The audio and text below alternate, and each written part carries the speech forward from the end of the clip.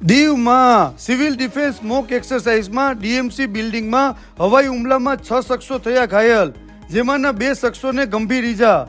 ફાયરના જવાનોની પ્રશંસનીય કામગીરી અને હોસ્પિટલનો તમામ સ્ટાફ ખડે પગે રહી ઈજાગ્રસ્તોની કરી સારવાર. દીવમાં સિવિલ ડિફેન્સ મોક એક્સરસાઇઝમાં દીવ પ્રશાસન દ્વારા મોક ડ્રીલનું નેતૃત્વ કરાયું, જેમાં સાંજે 6 કલાકે સાયરન બાદ ડીએમસી બિલ્ડિંગમાં દુર્ઘટના થયું હોવાનું જાણ થતાં ફાયરની ગાડીઓ અને એમ્બ્યુલન્સ ડીએમસી સ્થળે પહોંચી ડીએમસી બિલ્ડિંગમાં ઘાયલ લોકોને ફાયરના જવાનોએ બહાર કાઢ્યા.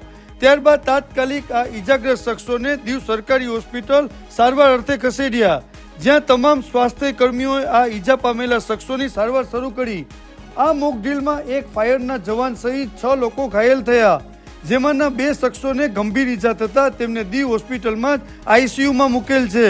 ફરજ પરના તબીબે જણાવ્યું કે આ 2 શખ્સોને આઈસીયુમાં રાખેલ છે અને તેઓને સારું થઈ જશે. સમયસર સારવાર મળતા કોઈ મોટી જાનહાનિ થઈ નથી, જેથી પ્રશાસને રાહતનો શ્વાસ લીધો. આ mock drill deputy collector Shivam Mishra સાહેબના નેતૃત્વમાં સફળ રીતે યોજાય.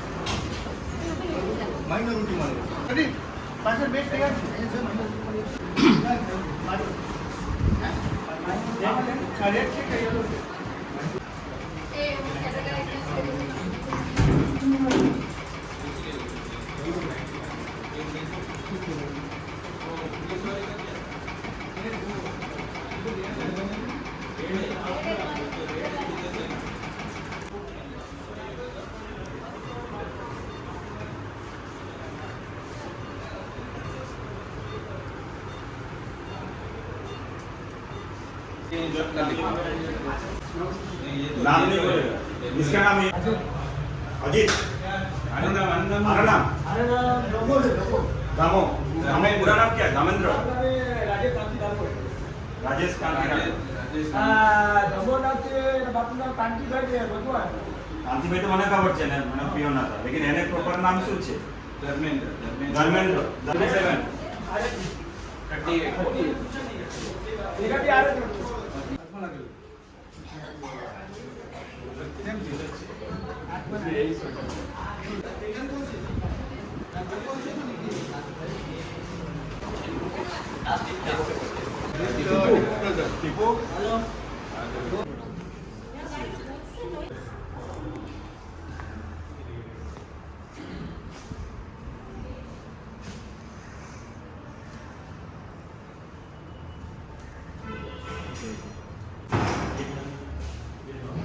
મારું નામ ડૉક્ટર સફી.